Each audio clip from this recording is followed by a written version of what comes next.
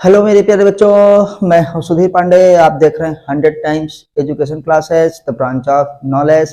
तो बच्चों, हम लोग पढ़ रहे हैं क्लास 10 की केमिस्ट्री चैप्टर नंबर 3, जिसका नाम है हमारे पास धातु एवं अधातु। और इस समय हम लोग देख रहे हैं क्या धातुओं का निष्कर्षण। हम लोग धातुओं को कैसे जो है उनके अयस्कों से निकालते हैं। तो पिछली वीडियो में हमने पूरा जो है डेटा बना लिया था। हमने देखा था क्या होते हैं खनिज, किसे हम कहते हैं अयस्क, किसे हम कहते हैं गैंग, और उनको कैसे निकाला जाता है। सक्रियता श्रेणी में जो धातुएं सबसे ऊपर हैं उनको कैसे निकालते हैं, सक्रियता श्रेणी में जो धातुएं मध्य में हैं उनको कैसे निकालते हैं, और सक्रियता श्रेणी में जो धातुएं सबसे नीचे हैं उनको कैसे निकाला जाता है। मतलब उन विधियों का नाम हम लोगों ने पढ़ा था। आज उसी को बच्चों हम लोग डिटेल में करेंगे। तो चलिए अब हम लोग खटाक से देखते हैं कि सक्रियता श्रेणी में जो सबसे नीचे धातुएं हैं उनका निष्कर्षण कैसे किया जाता है। तो अब ये हेडिंग हमने पहले से ही डाल रखी है ताकि कम टाइम लगे। तो आपसे रिक्वेस्ट है कि प्लीज आप चैनल को सब्सक्राइब जरूर करिए, वीडियो को लाइक करिए, अपने दोस्तों के साथ शेयर करिए, और कमेंट के माध्यम से आप हमको सुझाव अपने दे सकते हैं कि हमको और क्या करना चाहिए जो आपके लिए फायदेमंद हो और हमको जो है और जो है अच्छे से वीडियो बनाने के लिए वो लाभदायक हो। तो चलिए बच्चों देखते हैं। तो इसके लिए सबसे पहले हम क्या लिखेंगे, सक्रियता श्रेणी को एक बार फिर से लिख लेते हैं ताकि पता हो कि सक्रियता श्रेणी में सबसे नीचे कौन सी धातुएं हैं। तो बेटा सक्रियता श्रेणी को हम बताए थे आपको, कौन न, कमीना, मागे, कई बार बेटा इसको बता चुके हैं न, एल्यूमिनियम, जिंक, तो लोहा, लेड है जब क्या बेटा, कॉपर न, Hg मतलब मरकरी, उसके बाद क्या है सिल्वर, और क्या है गोल्ड, और क्या है प्लेटिनम। तो बेटा देखिए सक्रियता श्रेणी में सबसे ऊपर आने वाली ये धातुएं हैं जो अधिक क्या है क्रियाशील है, और सबसे नीचे हमारे पास क्या है बेटा, मरकरी है न, सिल्वर है, गोल्ड है, और क्या है प्लेटिनम है। तो महाराज इसमें कभी कभार क्या होता है कि सिल्वर और क्या है कॉपर, ये क्या है अपने सल्फाइड एस्क के रूप में भी मिलते हैं। तो इनको भी, कॉपर को भी हम ले लेते हैं। तो यहां से यहां तक बेटा जो हमारे पास है हाइड्रोजन के नीचे वाला, वो बेटा हाइड्रोजन के यहां से आपको दिख नहीं रहा है, तो थोड़ा सा हम और जो है इसको ऊपर कर देते हैं। ये देखो बेटा, है जब कॉपर, Hg, सिल्वर, Au मतलब गोल्ड, एंड क्या है प्लेटिनम। तो हाइड्रोजन से जो नीचे है सक्रियता श्रेणी में सबसे नीचे, वो बेटा हमारे पास कौन सी ये धातुएं हैं सब के सब।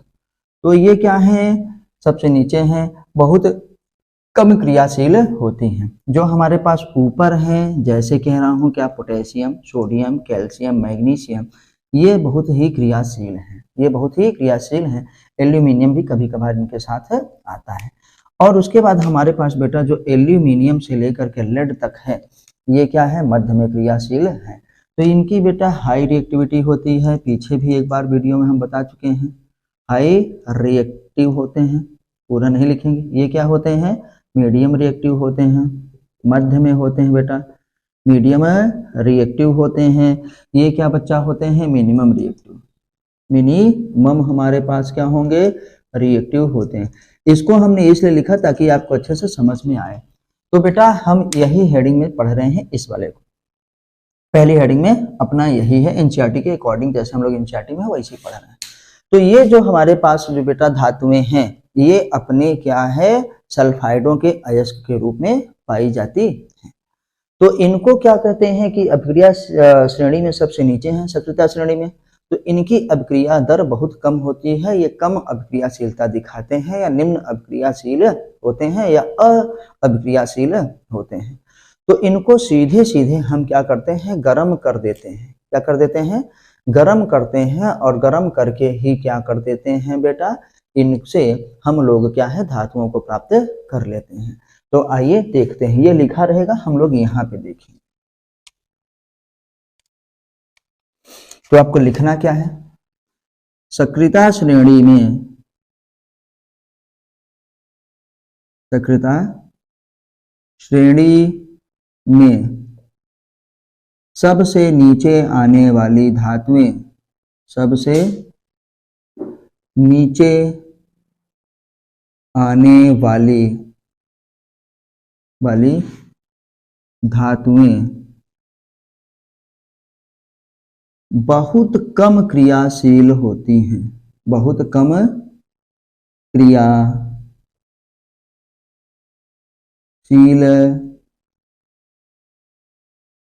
होती हैं। इन धातुओं के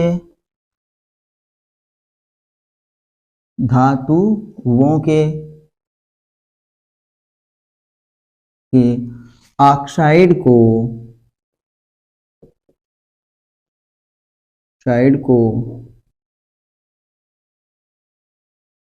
गर्म करके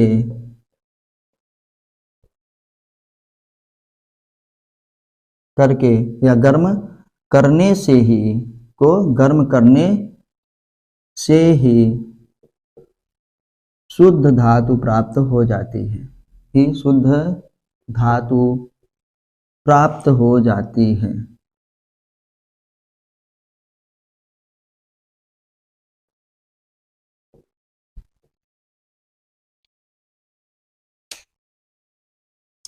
अब डेटा देखो, हम लोगों ने देखा कि धातु हमको क्या हो जाती है, प्राप्त हो जाती है। कब? क्योंकि ये धातुएं बहुत कम क्रियाशील होती हैं।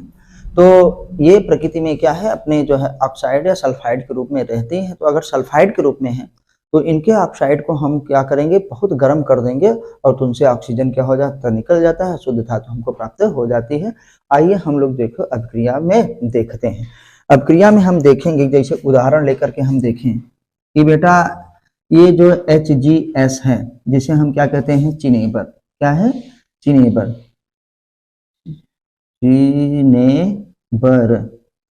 तो ये हमारे पास जो चिनेबर है, जिसे हिंदी में कहते हैं सिनेबर। तो बेटा किसका है? HgS मरकरी का अयस्क है, मरकरी का अयस्क है।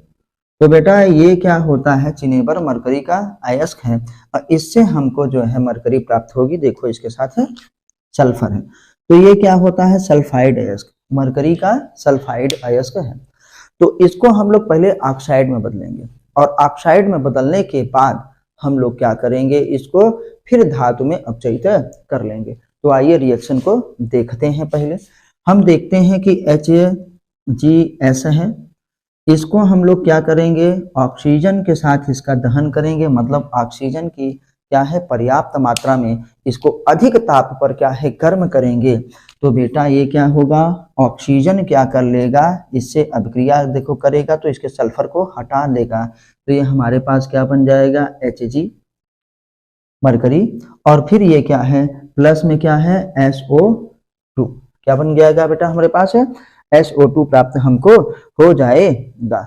और अब देखिए, जब हमको ये प्राप्त हो गया तो हम इसे क्या कह रहे हैं कि धातु से ये क्या हो गया, अलग हो गया ना, यहाँ मरकरी प्राप्त हो गया। ये क्या कहेंगे हम लोग, इस प्रक्रिया को कहा जाता है क्या, भर्जन। भर्जन कौन सी प्रक्रिया हुई, भर्जन। और भर्जन कब हुआ बेटा, हाई टेम्परेचर पे। क्या है, हाई टेम्परेचर पे। तो हमने क्या किया, सीधे के सीधे ये ऑक्सीजन इस सल्फर को कर दिया, ये क्या हो गया, मरकरी हमको प्राप्त हो गया। और अब एक प्रक्रिया देखेंगे, ऐसे नहीं हुआ तो पहले हम क्या करेंगे बेटा, ये है देखो HgS सल्फाइड अयस्क, किसका, मरकरी का, जिसे चिनेबर कहा जाता है। इसको ऑक्सीजन के साथ हम लोग क्या किए, दहन किए। तो ये पहले सल्फर को हटा करके क्या बनाएगा बेटा, सीधे ऑक्साइड में बनाएगा, मरकरी का ऑक्साइड बना। क्या है, मर्क्यूरस ऑक्साइड हमको प्राप्त हुआ। और साथ में क्या प्राप्त होगा, SO2 प्राप्त होगा। मतलब ऑक्सीजन इससे जुड़ गया। तो सल्फाइड S को पहले हम किस में बदल लिए, इसको ऑक्साइड अयस्क में बदल लिए। अब अभिक्रिया भी बैलेंस नहीं है, इसको बैलेंस कर लिया जाता है। क्योंकि ऑक्सीजन यहाँ पे 2, ऑक्सीजन यहाँ पे केवल 2 ही है। तो ऑक्सीजन को यहाँ पे हम 2 करने के लिए क्या कर दिए, 2 दूनी 4 ऑक्सीजन, यहाँ भी क्या कर दिए, 4 ऑक्सीजन। अब मरकरी यहाँ पे 2 हो गया। तो जब मरकरी यहाँ पे 2 हो गया तो बेटा देखो क्या है, यहाँ 2 से गुणा किया तो सल्फर भी कितना हो गया, 2 हो गया। जब सल्फर हमारे पास कितना हो गया, 2 हो गया, तो हम यहाँ भी इससे क्या है 2 से गुणा कर देते हैं। तो ये कितना हो गया, 2 दूनी 4 और 4 दूनी 6 हो गया ऑक्सीजन। तो यहाँ पे ऑक्सीजन 2 के बजाय क्या कर दें बच्चा 3। अब ये अपक्रिया हमारे पास क्या है, बैलेंस है। तो एक तो डायरेक्ट तरीका था, डायरेक्ट तरीका ये था कि इससे भी निकल सकता है हमारे पास, देखो हमको क्या है मरकरी धातु प्राप्त हो गई थी इसमें इसमें लेकिन पहले क्या किया जाता है कि सल्फाइड अयस्क को ऑक्साइड अयस्क में बदला जाता है। तो हमको देखो ऑक्साइड अयस्क में ये क्या हो गया बेटा, प्राप्त हो गया, और ऑक्साइड अयस्क में प्राप्त होने के बाद अब हम इसको क्या करवा देंगे, और अधिक गर्म कर देंगे, तो ये सीधे ऑक्सीजन इसका निकल जाएगा। तो इसको आइए हम ऊपर देखते हैं, इसको हटा करके।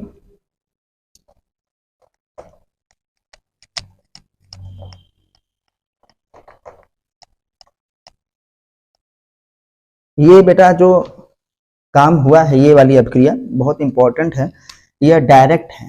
क्या है, डायरेक्ट है कि हम जाके जब मरकरी के जो है अयस्क क्या है इसमें मर्क्यूरस सल्फाइड में करते हैं, सल्फर वाले अयस्क में, सल्फाइड अयस्क में मरकरी के सल्फाइड अयस्क को बहुत ताप पर गर्म करते हैं, बहुत ज्यादा ताप पे, तो ये डायरेक्ट क्या है ऑक्सीजन से अलग होकर के मरकरी दे देता है।